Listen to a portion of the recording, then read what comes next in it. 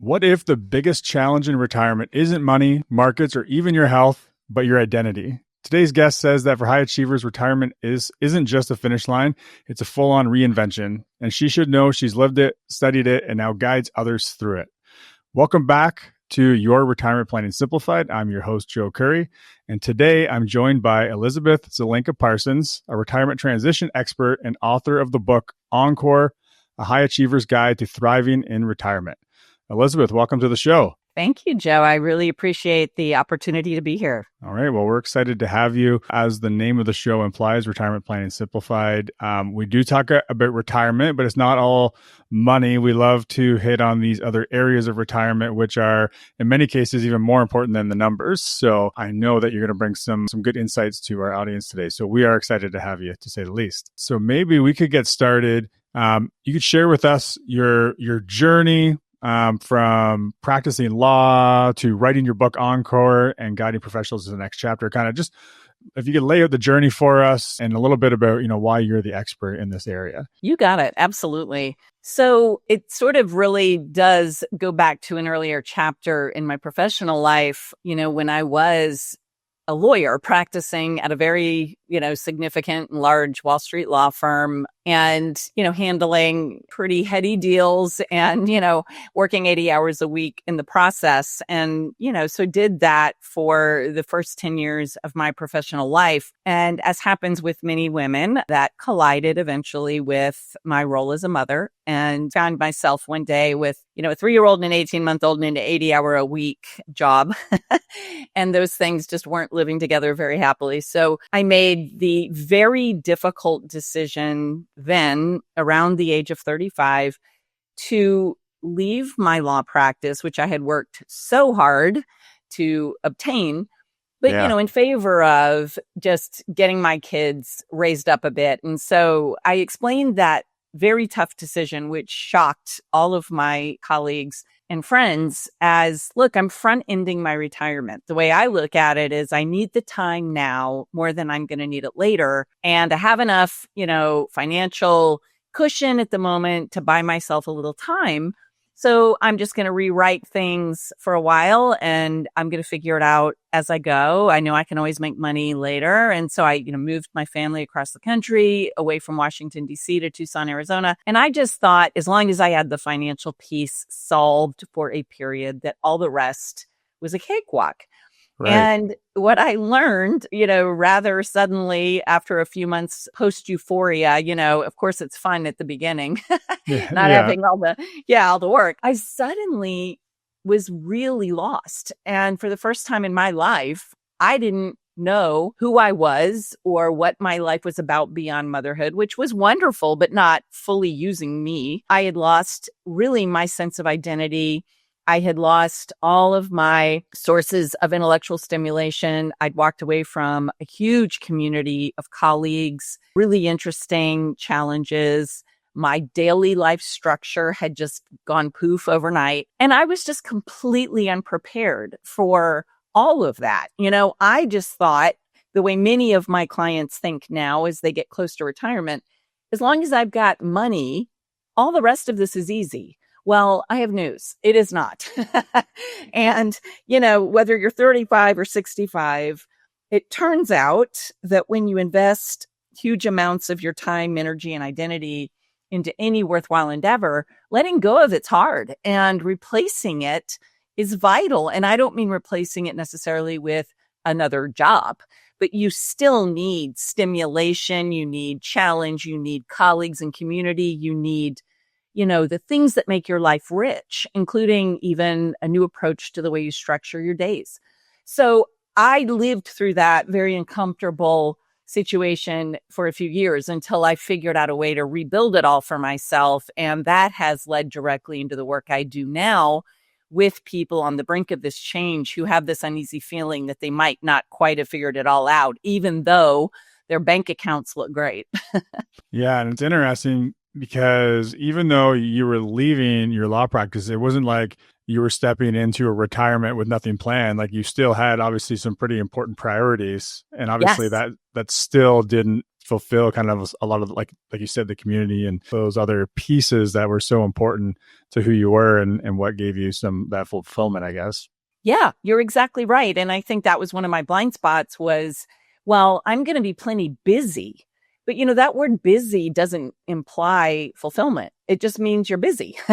You're running around doing things all day. Okay. But does that equate with meaningful, purposeful work that causes you to use all the parts of yourself that you want to use? No, not necessarily. So I warn people, even as they approach retirement, don't think that just traveling and plenty of leisure and a bunch of home chores are going to add up to a really rich, enjoyable chapter. I mean, that's why my book, sort of tongue in cheek, is for high achievers. These people with mindsets of achievement, like I certainly had and continue to have, it's like you need to be achieving things. I mean, that is often the way my clients feel. And even though they don't need to worry about external success so much anymore, they want to feel like they're progressing in life still. So, that's what I would say was missing for me. And I didn't imagine that was something that would be important until I lost it. Yeah. I mean, experience, I guess, is the ultimate way to find out. But hopefully some of our listeners can learn from your story. So your book, Encore, is a bit more than just easing into retirement. Obviously, it's kind of what we're talking about, right? So what is it that really allows someone, when they make that transition to retirement, to not just be okay in retirement, but thrive? Yep, absolutely. There were a few sort of, I think, themes that we see repeatedly, it's over and over with people. One is that, we often conflate, who we are with what we do. And so, again, if you've put 3 or 4 decades into some sort of professional context, it might be a business you've built. It might just be a career path. It could be an actual profession like I had, like a doctor or lawyer. You really do think of yourself as belonging to that category. That's part of how you see yourself, and it's the way you introduce yourself to the world.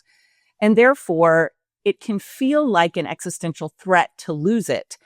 And if you don't reconnect with the more enduring parts of who you are, and remember that you are not just what you do, you are a collection of attributes and a personality and an individual with additional aspirations in this world, that you can still ground yourself in an evolving sense of identity. There's a lot of work we do in our programming to help people work through that and begin to get out in front of the idea that they're just going to lose who they are. Because when that happens with no game plan, what I will tell you is it can result in a loss of confidence. Because you don't have your bearings, you sort of lose your confidence and your way of presenting yourself to the world. And it can really get in the way of starting and energizing new and sometimes even daunting projects and things that people really do want to go do, but they're sort of lost a little bit and they can't find the way to explain to the world who they now are. So that's one thing. Another is your life structure. People, you don't think about it this way, but when you're working every day, work sets the tone and the pace and the scaffolding of your day. For most people, where you've got to show up, when you've got to show up. It consumes an enormous quantity of your waking hours, and you build the rest of your life usually around what work requires of you. And so that's fine. I mean, we just kind of go around doing that and don't stop and ask whether we want to or not. Sometimes it's what we have to do. So we do it. And so it sounds like enormous freedom when that's going to go away. And it is, in a sense. But what I tell people is you can't just rip the scaffolding of your current life structure out overnight and expect it to be comfortable. I mean, you've got to think intentionally about, how am I going to structure my days? What is an ideal day going to be for me now that I do get to make it up the way I want? And it's not waking up and going straight to your computer and doom scrolling instead of checking email. I mean, that's not it. So what is it? Will you change the time of day you exercise? Will you change the times of day that you're focused and that you want to do more mental work? When do you like to be social? When do you want to be outside? When do you want to be at home? I mean, these are things that you actually get to think freshly about. And so it's pretty important that you actually get creative about how you want to start structuring your days, your weeks, even your whole year. So life structure and rebuilding it, I also consider to be a very important exercise to begin planning for before you retire. And, one of the third themes is in every case, we're leaving our comfort zone. So, when you leave something you know how to do well and you're going to step into this new world, it is going to be a little uncomfortable. And that's okay. We say it's almost like a new graduation. Look at it that way. Don't look at it like a retreat into less. Look at it like you're graduating into more. Right. That's my one son is very anxious. And so I try to get him to reframe. I'm thinking of the uncomfortable thing, but instead of thinking of it as I'm really nervous, think of it, well, I'm excited. This is something new. Like what good could come from it, right? Just try to reframe it a bit. What else would you say about, I'm not sure if there's more to add, but if we just think about this idea of reframing the next piece of life or whatever that transition will look like, from the scary thing that we don't know to exciting new adventure? Yeah, it's a great question. And some of it, I think, is fresh thinking, really, because I do think there was this really interesting survey done probably 10 years ago now. The question was asking people what the word retirement conjures up for them. And an enormous percentage had one or another viewpoint on it. So the one large group said it's the beginning of the end. The other large group said it's pure leisure. Those were by and large the two representative thoughts that were conjured by the word retirement.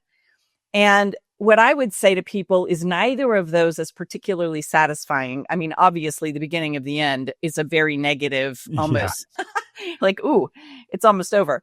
So that's no good. The second is pure leisure, which again, leisure only has meaning when it's in tension with quality effort. I mean, if 365 Saturdays in a row gets pretty darn boring pretty quickly. So so I think my clients dislike intensely both of those models for what retirement is. And so what we say is, look, you've worked hard. You've saved money, presumably. Usually if they're working with us, they're not worried about their money. They're worried about all the rest of it. Right. They are standing here at a moment in time with the most wisdom and experience and knowledge they've ever had in their life. They're financially secure. They're about to have control over their time. They know how the world works. They know what they're good at. I mean, this is arguably the moment in life where you've got the greatest opportunity you've ever had to make something spectacular. And so we tell people, why wouldn't this next decade, and let's just focus on one decade, why wouldn't it be the most spectacular chapter of your life? Why wouldn't it be? I mean, explain to me why this is not sitting here with all the makings for something absolutely astounding. And, and I think when I put it that way, it's almost like this light bulb goes on and they're like, you're right. Why am I afraid? And why am I imagining something so uninteresting as I'm just going to be, on a beach, or or actually this is the beginning of my decline? I mean, no, but you do have to take responsibility for creating it. And what I think is true for people is because they've been reacting to work requires of them for so long, they have forgotten how a little bit to get into that creative mindset that, hey, I can get the hands in the clay of my life and I can make it into what I want. Yeah, I was actually just going to ask you about that. Could you talk a little bit more about adopting a creator's mindset? Yes, absolutely. I speak about it a lot in my book. And the way I think about it is, again, I think we all possess the ability to be creative, although many people will say, well, I'm not a creative person. Well, we're all creative. We're all creative. We all have that ability. But again, we get very acclimated to responding to the demands that come at us, especially in middle adulthood, because first of all, we're working, we're trying to build financial security. We're often responding to the demands and needs and requests that work provides to us every day. We're also raising a family. So, whether we have kids or just a spouse or even just pets, it doesn't matter. I mean, we are taking care of others and trying to make sure they've got their needs met. And I mean, this can't tell you how often I hear from people, they feel like the 30 years just flew by. And it's like, here I am at age 60. Now what? I mean, who am I anymore? I don't even know.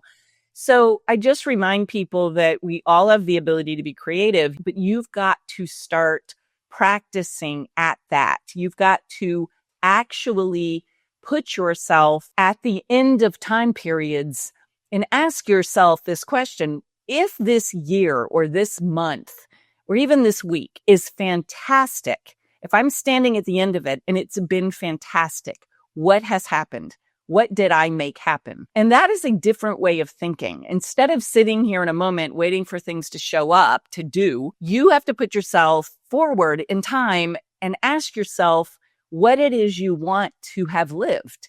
And that is a very different way of thinking. And it's really fun. I watch my clients as they begin to do that, get so energized and excited about all of the things they realize they can drive, they can make exist in their worlds. They just have to decide to do it. They have to be the ones energizing it. That's just a very different mindset than, oh, it's 9 a.m. I go to work. What's in my inbox? Yeah, that's just really good advice, I think, for anybody, really to have that type of outlook. If everybody asked themselves that question at the start of every week, I feel like we would have more fulfilled and happy people. Yes. So you mentioned how high achievers often don't connect with retirement means slowing down or more leisure time. Maybe they connect with the end, but not ideally what we want them to connect with. Could you share a story, whether from your own life or someone you've worked with, that shows how retirement can actually be a time of reignition? Oh, yes, absolutely. I've got such a great example of that. It's one of my favorite client stories, although I have many examples. This gentleman had practiced law at one of the world's top law firms. He'd been a real estate lawyer in Chicago and was 55 and was very clear that he was ready to be done. It was, the earliest he could opt into their pension benefit. So he was electing to leave pretty early, but he had plenty of money. And he just said, look, I did what I came to do and I want something else, but I don't know what. I feel like I'm too young to do nothing, and this can't be me sitting around doing nothing, right? So yeah, we were sort of working through our material, and I asked him the question, well, look, if you could do anything and I could promise you'd be a complete success by your own definition, so I'm guaranteeing you mad success, what would you do? And I don't care if it seems realistic, just tell me what it would be. And he said, okay, well, this is ridiculous and I have no basis to believe I could do it, but I wish I had been a Broadway producer. So if I could do anything and succeed, I'd be a Broadway producer, and the cherry on top would be I'd win a Tony Award. So I said, okay, well, tell me why you think that's so impossible. People do it. I mean, it is done in the world. Yeah. Well, I have no experience. I'm terrible at asking for money. I don't know where to start. I mean, I love theater and I love Broadway. I know people, but I just can't imagine how I just suddenly decide I'm a Broadway producer. And I said, well, let's make two lists. Who can help you and what else do you need to know? And that gave him a starting point for both research and networking. And he started talking to people and saying, look, if I were going to begin in this arena, what would you advise me to do? And he just began building out his thinking. Well, long story short, 3 years after our meeting, he was standing on the stage accepting a Tony Award for Hadestown. He was one of the executive producers of that show. He has since produced 13 shows. Yeah. And he's off and running big time. He's so successful. He has a huge new community in the Broadway world, both in New York and Chicago. He's doing show after show after show. And he just had to get out of his own way and give it a try. And, luck favors the bold. It really does. You got to get out there. Absolutely. And I mean, I guess the other thing to that story is it's amazing it worked out and he got the Tony and everything. But even if he didn't get that award, but he was able to still just produce some shows, yeah. I mean, that was probably well beyond what he ever imagined would happen, right? Correct. Exactly. I couldn't believe it. And I actually had dinner with him about a year and a half ago in Chicago and just checking in. And he said, I am living the best part of my life. This has been incredible. And he said, I just had no idea this was all waiting for me. And I was like, well, but you made it happen. I helped him maybe get that initial bolt of courage to go begin down the path. But yeah, he is living literally the best part of his life. And that is just thrilling to me because I think he thought that best part was behind him when he finished his Yeah. legal career. Yeah, for sure. That's, I think, kind of relates to something we've talked about on the show before, and we talked to a lot of our clients about is you might not like what you're doing, but it's the thing that's been paying you forever. It doesn't mean you have to keep doing it to like put you over the edge to be able to retire, right? So someone might be looking at like, oh, I'm 2 years from retirement and just hating every day. But maybe there's something out there producing shows or whatever it is, but something out there that maybe you'll enjoy and maybe you could still make some money at it. And then rather than just working 2 more years, maybe you work 10 more years, but you actually love what you're doing. Exactly. Like you don't just have to get to a finish line and then stop everything. Like that's not, I mean, that's the way we think about it traditionally, but that's definitely not the way that it should be or it needs to be. I could not agree more. We talk about this all the time with our clients because they have this false assumption that they're done. They will never have another income stream. And we say, well, why would you think that though? I mean, if you find something that is so much fun to do, it doesn't even feel like work, then you're choosing it, right? You're choosing how to spend your time. So we are still in this world of freedom because you're electing to do what you're doing. You're not trading your time for money just because you have to. Now, that doesn't mean money won't come. And in fact, for most people, when they are energized doing something they love and adding value in the world, like you get rewarded for it. I mean, so we often see that where people are actually financially successful in this next chapter. They didn't need to be, but they are. And so it just makes the financial piece even more robust, even though that isn't what they set out to do. Yeah, exactly. Exactly. And that's one of the things you mentioned, the word retirement. Like I actually don't love the word retirement, even though my show is called Your Retirement Planning Simplified. But at the end of the day, we went that way just because lots of people are looking for retirement planning. So the word's in there, but it's not my favorite word. I like more like work optional or something along those lines. Same. I felt that way about my book title. I was like, I hate that I have to use this word, but I mean, it is the word. Yeah, exactly. What are some practical first steps someone can take if they're approaching retirement but feeling unsure or even anxious about it? Yeah. So I think one thing I would say, big picture, and of course, these are going to be on the more general side because there's so many more specifics that tie back to what a person's circumstances are. But big picture, sure. I'd say these are all good, solid pieces of advice for almost anyone. I would say if you're within 2 years of this, I call it an inflection point because it's just a change, and change is always challenging. You're letting go of things. You're having to embrace new things. There's a little bit of discomfort. It's limbo in some sense. And so if you know that's on the horizon, one thing I suggest to people is to start talking to other people who are living in this new chapter themselves that you admire. You watch and think, wow, you are really having an interesting time. And just reach out and connect with them. Don't be shy about it. I feel like a lot of people feel embarrassed that they are anxious about reaching this moment and they haven't figured it all out. And I remind them that almost everybody feels a measure of that. So don't go it alone. It can be very lonely if you keep that to yourself and everyone around you is confused as to why you're not popping the champagne cork with them, and it's fine. It's fine to say, look, I'm having to work through this change and I'm not sure what awaits on the other side. And I'd love your advice. I'd love to hear the things that you tried that worked or the recommendations you'd make. And as you get out there, what you begin to realize is everybody has to figure this out over time. You don't flip a switch. And so I suggest to everybody, share this, get out there and talk to people who are doing something well in your eyes and who have figured out a fresh chapter for themselves and see what worked. And in the process of those discussions, often people get interesting ideas about pathways they may want to energize. And they also are, in a way, lighting up their network and getting people to start thinking for them about, hey, you should speak to this person, or, oh, I didn't know you were interested in, that thing. I know someone over here you need to meet.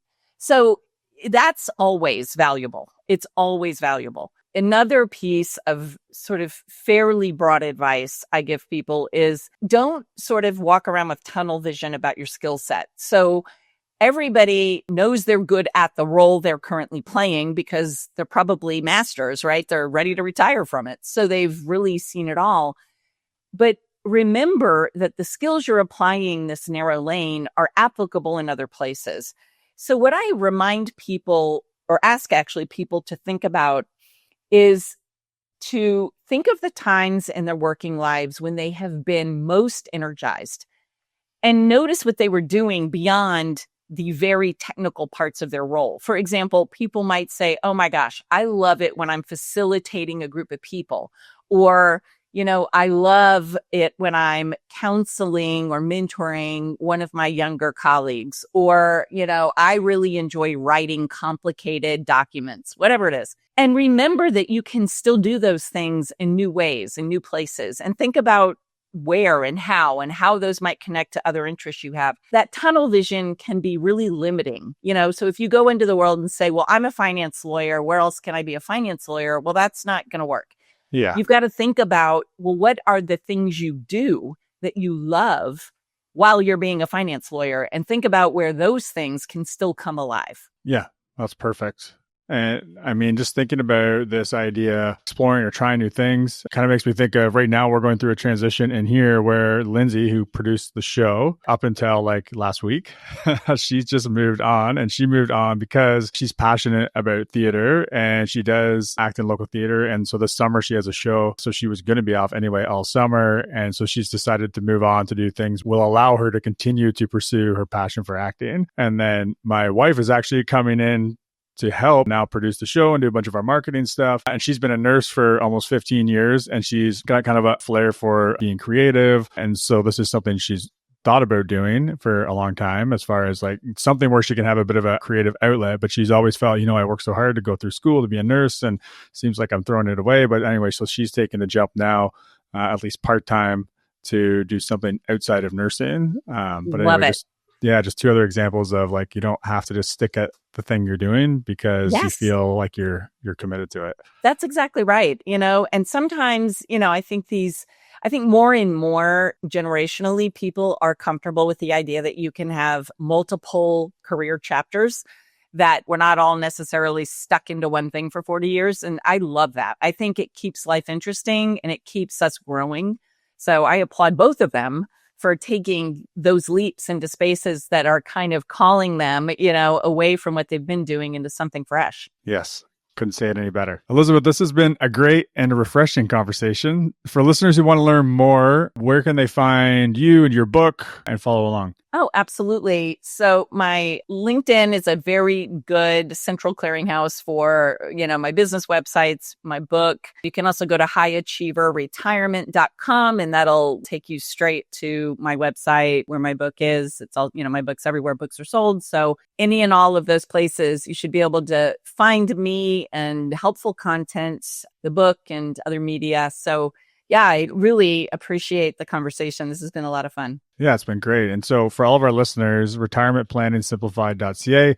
If you didn't catch that, we'll make sure we have all those resources in the show notes. Just go to the blog page. And if this episode hit home with you or for someone in your life, please go ahead and share it.